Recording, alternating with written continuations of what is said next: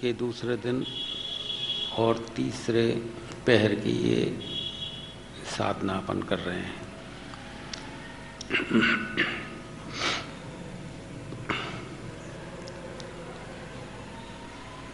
जो ऊर्जा फैली है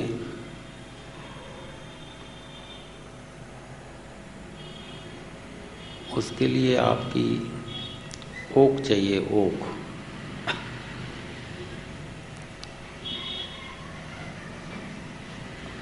पात्रता।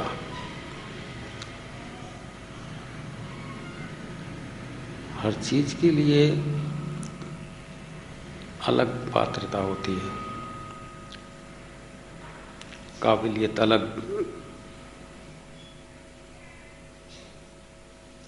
आप जो भी जगत का है उसे प्राप्त करने के लिए आपकी एक तरह की काबिलियत होनी चाहिए। उसमें कुछ सीखना पड़ता है। सीखेंगे नहीं तो आप जानेंगे नहीं।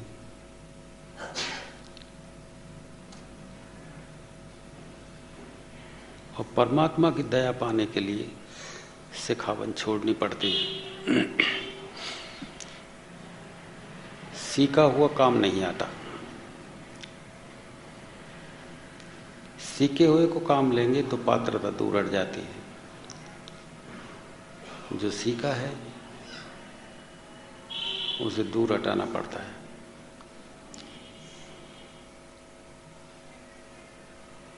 यदि आप सिखावन को साथ लेंगे तो आपने अपने आप को पहले से कुछ भर रखा है, भर लिया कि हमको ऐसे रोक लगानी है, ऐसे हमको मांगना है, ऐसे हमको रोना है, ऐसे हमको हमारे शरीर को बनाना है। तो ये सीखा हुआ है। यदि मान लीजिए आपको कोई सिखाता नहीं, ना आपके माँ बाप सिखाते, ना आपके गुरुजन सिखाते, और एक ऐसे समाज में जन्म लेते कि वहाँ बिल्कुल जंगली वातावरण होता, पेड़ पौधे होते और जंगली जानवर होते, ना आप किसी का आदर करना जानते, ना किसी से प्रेम करना जानते, ना आपको कोई ये कहता कि बड़ों के आगे झुकना चाहिए, ये भगवान ऐसे होते हैं, उनके हाथ में ऐसे त्रिशूल है, उनके हाथ में ये गदा है, ऐसे उनको नवना चाहिए, ढोक लगाना चाहिए। तो आप कैसे समझते कि इसे ढोक कहते हैं, इसे राम राम कहते हैं, इसे श्रद्धा कहते हैं, इसे समर्पण कहते हैं, इसे प्रेम कहते हैं? कैसे समझते? नहीं समझ पाते। सीखा ही तो है तुमने। पिता ने कह दिया कि, माता पिता ने कह दिया कि ऐसे ढोक लगाओ, माता पिता ने कह दिया ऐसे हाथ जोड़ो, ऐसे श्रद्धा बनाओ, तो एक सीखने का गुण आ गया। सीखा आपने श्रद्धा बनाना, सीखा आपने समर्पण करना, सीखा है प्रार्थना करना।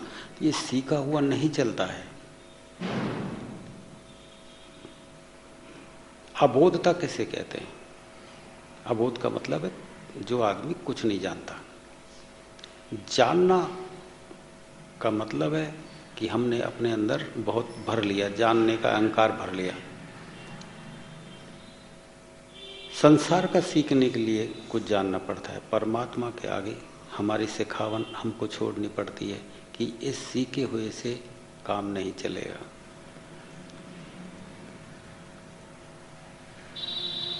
सीखा हुआ छोड़ना पड़ता है। खाली ब्लैक बोर्ड पे कुछ लिखा जा सकता है,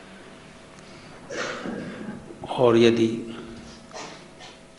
ब्लैक बोर्ड पे पहले से ही कुछ लिखा हुआ है तो उस पे नए शब्द नहीं उभारे जा सकते हैं। नया तभी स्थान बनाएगा जब पुराना गिरे, पुराना हटे। नहीं समझे बात? तो ना हमारी प्रार्थनाएं शुद्ध हैं, ना हमारे समर्पण शुद्ध हैं, ना हमारी श्रद्धाएं शुद्ध हैं, ना पूजा शुद्ध है। नहीं समझे?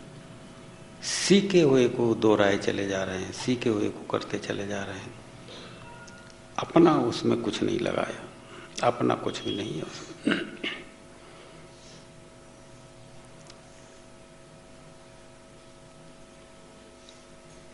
आदमी टूटता कब है, कब आंसू आते हैं? मैं कुछ नहीं जानता प्रभु, जितना जानता हूं वो सब बेकार। मैं कुछ नहीं जानता हूं प्रभु, तूने मुझे बनाया, मैं तुझे किसी जानकारी से कैसे जान सकता हूं? मेरी कोई जानकारी नहीं।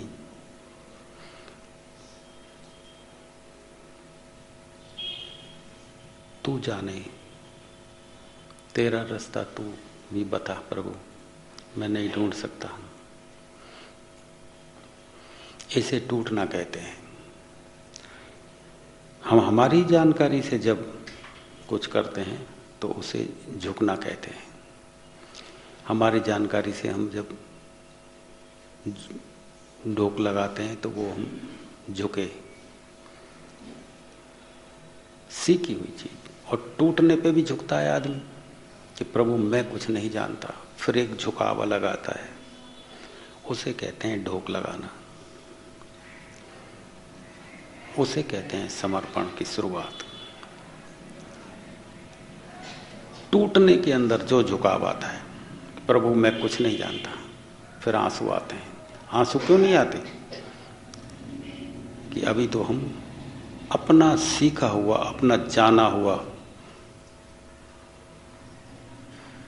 जो है उसी को हम बड़ा समझते हैं कि हम ऐसे प्रार्थना करेंगे, ऐसे ढोक लगा देंगे, ऐसे हम मीठी मीठी प्रार्थनाएं और बोल देंगे, आरती बोल देंगे, दीपक फिरा देंगे तो भगवान जल्दी से खुश हो जाएगा। ये तो आदत अनुसार है, आदत से किए जा रहे हो।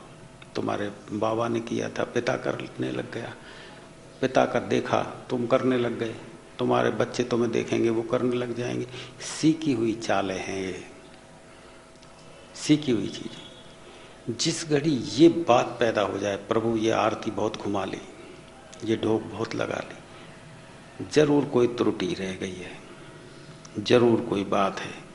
नहीं, इतनी सेवा, इतनी आरती, इतनी प्रसाद चढ़ाना, इतनी परिक्रमा देना, इतने प्रयास करना, तो इतने पे जरूर प्रभु आपका कोई नाखून तो नजर आ जाता, आपकी कोई छवि सपने में तो बन जाती, कोई तो कारनामा दिखाई दे जाता, थोड़ा बहुत भी। जरूर मेरी प्रार्थनाओं में कोई कमी है, मेरी श्रद्धाओं में कोई बल नहीं है, मेरे समर्पण में कोई बल नहीं है, जरूर कोई ऐसी गलती है जो मैं दोहरा रहा हूं।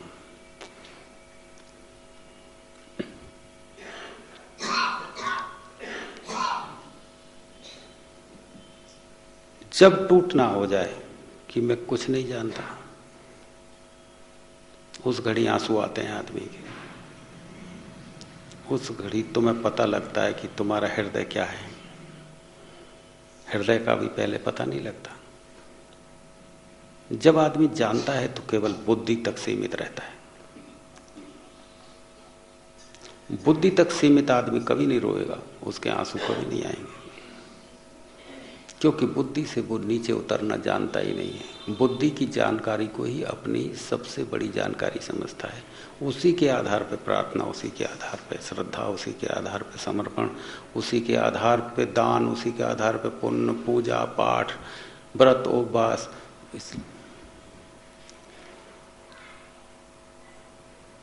जिस घड़ी तुम सोचते हो मैं नहीं जानता, बुद्धि अपना रास्ता हृदय तक बना जाती है। बुद्धि से नीचे उतर जाते हो तुम और फिर हृदय तक आ जाते हो। हृदय अपना तत्काल काम चालू कर देता है, लेकिन हृदय काम तभी चालू करता है, मैं कुछ नहीं जानता प्रभु, आप हैं जानने वाले, मैं नहीं जानता कुछ ही प्रभु। मैं अभी तक मेरी जानकारी को सबसे बड़ा समझता था।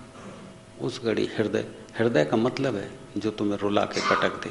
हृदय का मतलब है जो हार ना सीख जाए। बुद्धि का मतलब है जो जीतना जाने। हृदय का मतलब है जो हार जाए तुम क्या जानते हो, हार के आदमी हार जाता है, इतना ही तो सीखा है तुमने। तुम देखना, हार के भी कभी कभी बहुत बड़ी जीत होती है। इस भेद को तुम जानते ना। तुम तो जीत के जीतना चाहते हो, क्योंकि बुद्धि की सीमाओं में रह करके तुमने ये तरकीबें सीखी हैं जीतने की। अभी हारने का आनंद तुमने लिया ही नहीं। हृदय प्रेमी है, हार के भी जीत जाता है। तो हृदय के अनुभव आपको नहीं है अभी। जब तुम शुरुआत करोगे, ये जिस घड़ी तुम्हारे अंदर टूटन आती है, मैं कुछ नहीं जानता, बुद्धि टूटने लगती है, हृदय जागने लगता है। परमात्मा के धैर्य होती है ना, एक सीढ़ियाँ होती है ना परमात्मा की, तो हम परमात्मा की मूर्ति तो नहीं रखी ना कोई, लेकिन उस धैर्य पे भी ऐसे परिणाम करते हैं। भाई माँ तो भगवान की मूर्ति नहीं है, भगवान की मूर्ति तो वहाँ है ऊपर मंदिर में, हम धैर्य को क्यों प्रणाम करते हैं? धैर्य का प्रणाम करने का मतलब है कि परमात्मा की सीढ़ी जो पहली है, उस पहली सीढ़ी को प्रणाम किया जाता है। तो पहले जो तुम कहते हो ना कि मैं कुछ नहीं जानता, तो तुम्हारे अंदर टूटन चालू हुई, आपने पहली सीढ़ी पे कदम रख दिया। परमात्मा की 100 सीढ़ियां हैं मान लीजिए, तो पहली सीढ़ी पे आपने कदम रख दिया। वो पहली सीढ़ी को नमन इसलिए किया जाता है कि तो तुम टूटे कि मैं कुछ नहीं जानता। इसका मतलब पहली सीढ़ी, ये जरूरी थोड़ी है कि आदमी सोचे कि मैं कुछ नहीं जानता तो आदमी के अंदर परमात्मा उतर जाएगा, परमात्मा के दर्शन हो जाएंगे। नहीं नहीं, तुम सीढ़ी पे चढ़ते हो तो भगवान मूर्ति तुमको दिख जाता है क्या? लेकिन सीढ़ी को तो नमन है, झुके। तो टूटने पे जो तुम्हारी शुरुआत है वो पहली सीढ़ी है। उस पहली सीढ़ी को हम टूटना कहते हैं, हम श्रद्धा कहते हैं, झुकना कहते हैं, कुछ भी नाम दे दो। इन नामों में क्या रखा है? नाम तो हम पहचान के लिए बनाते हैं, सिर्फ पहचान। अंग्रेजी में कुछ और कह दिया, नहीं समझे, हिंदी में कुछ और कह दिया, उर्दू में कुछ और कह दिया। इन नामों में कुछ नहीं रखा, भाव की बात है कि झुके।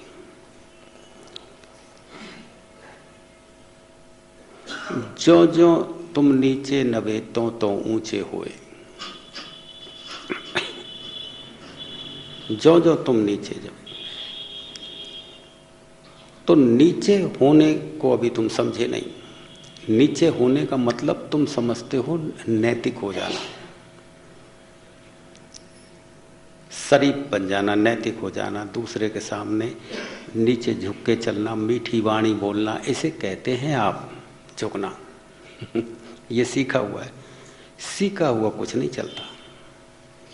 ये तो सीख लिया, किसी से मीठा बोलना, नीचे कंधे झुका के बात करना, हाँ जी करते रहना, नहीं समझे बात। सही समय पे जाना, सही समय पे उठना, सही समय पे पहुंचना, तेज आवाज में बात नहीं करना, ये सीखी हुई बात है, सीखा हुआ नहीं। ये नैतिकता है, श्रद्धा नहीं है, ये नैतिक होना है। इससे परिचित हैं आप, तो इसी परिचित रास्ते पे चल पड़ते हैं और भगवान की दया आपको नहीं मिलती। आप खूब एक महीने व्रत रखने वालों को मैंने देखा, एक टाइम खाना खाने वालों, अरे एक टाइम तो छोड़ो, वो एक महीने एक इलायची से रह जाते हैं। बोलो, एक महीने एक इलायची से रह गए, नहीं खाते वो खाना, कांटों पे सो जाएं। भगत लोग देखे होंगे, तुम जाते हो देवी के मंदिर में, सीढ़ियों पे वो कांटे बिछा के सो गए। बोलो, पीड़ा दे रहे हैं। तो ऐसे ऐसे प्रयास करने के बाद भगवान की दया बिल्कुल ही नहीं मिल रही, और आप लोग कोई प्रयास ही नहीं किया आपने, और परमात्मा पैर पसार रहा है तुम्हारे अंदर, और तुम कहते हो नहीं गुरुजी इतना आनंद मैंने कभी नहीं देखा, इतना सुख, इतना आनंद। मैं तो मेरी दुखों की चर्चा करने आया था, लेकिन दुख भूल गया। सुख इतना बढ़ गया कि वही चर्चा करने को पड़ती है, दुख भूल गया। ऐसा क्यों हुआ कि इतना पूजा, इतना पाठ, इतनी प्रार्थना करने के बाद भी आपको परमात्मा का नाखून जैसा अनुभव नहीं, और आपने कुछ किया ही नहीं। आप कहते हो गुरुजी मैंने तो कुछ नहीं किया और ये मेरे अंदर इतना आनंद। फिर मैं उससे पूछता हूँ ये दुनियादारी का आनंद वैसा तो नहीं लगता, क्योंकि 24 घंटे इस माहौल में कहीं ऐसा यही फील हो रहा हो कि नहीं वो आनंद बड़ा सुखद है, आत्मा का आनंद इतना सुख दे रहा है, इतना आनंद। अभी मैंने बात की इन लोगों से, इतना सुख दे रहा है। तो आपने इतनी पूजा पाठ हो वो व्यर्थ चली गई और आपने कुछ किया नहीं, न प्रार्थना की, न पूजा की, न आरती घुमाई, और इतना। इसका मतलब है वो रास्ता तुम्हें सोचना पड़ेगा यार, तुम कहीं त्रुटि कर रहे थे। तुम श्रद्धा में भी त्रुटि कर रहे थे, और पूजा में, आरती घुमाने में, परिक्रमा देने में, गंगा स्नान करने में तुम्हारी कोई त्रुटि थी। निश्चित रूप से कोई ऐसा गलत काम हो रहा था तुमसे जो तुम्हें भगवान का अनुभव नहीं हुआ, नहीं तो वही भगवान का अनुभव तुम्हें बिना कुछ करे कैसे हो रहा है। अब तुम ये तो कह नहीं सकते भगवान का अनुभव नहीं है। अरे भाई भगवान का अनुभव है, इसी में मीरा नाची, इसी में चैतन्य, इसी में हनुमान जी नाचते गाते, इसी में कृष्ण भगवान नाचे ही है यारो। उनको तो है नहीं कि भगवान को जिनको दर्शन हो गया वो आकाश की तरह बड़ा हो गया हो, उसके हाथ में कुछ और कोई चमत्कारिक शक्तियां आ गई हों, ऐसी कोई बात हो। वैसा की वैसा ही रहता है आदमी, उसके अंदर की बदलाहट होती है। उनको ही तो पूछते हो आप लोग, हनुमान जी को, राम को, कृष्ण को, उनके अंदर ऐसा कौन सी बात तुमने देखी जो तुम्हारे अंदर नहीं हो सकती है? बोलो कौन सी बात देखी? वो परमात्मा की सत्ता से जुड़ गए थे, आप भी उसी रास्ते पे चल रहे हैं, आप भी उसी काम को कर रहे हैं। लेकिन आपका करना, आपको सोचना पड़ेगा कि गलत था कहीं ना कहीं। बिना करे सब मिले, करने से कुछ नहीं हुआ। अब आप चाहे मंदिरों में फिर आदत अनुसार जाते रहो, मुझे इससे कोई, मैं कभी मना करता नहीं कि किसी को मैंने मना किया हो कि सब मंदिर जाना। अब तुम खुद सोचो, खुद विचार करो कि इतना करने के बाद कुछ नहीं मिला और यहाँ हमने कुछ किया नहीं, और ये कैसे संभव हुआ। और बिना सिखाए समर्पण आ गया, बिना सिखाए श्रद्धा आ गई, बिना सिखाए आरती प्रार्थना सारी चीज पैदा हो गई। अब तुम खुद जवाब दे सकते हो। शब्द ना हो तुम्हारे पास तो ये बात अलग है, बाकी मैं बात करता हूँ तो तुम्हारे पास पता लगता है कि हाँ यही चीज है। श्रद्धा भी हो गई, इसी को श्रद्धा कहते हैं, इसे समर्पण कहते हैं। ये आरती है, ये पूजा है।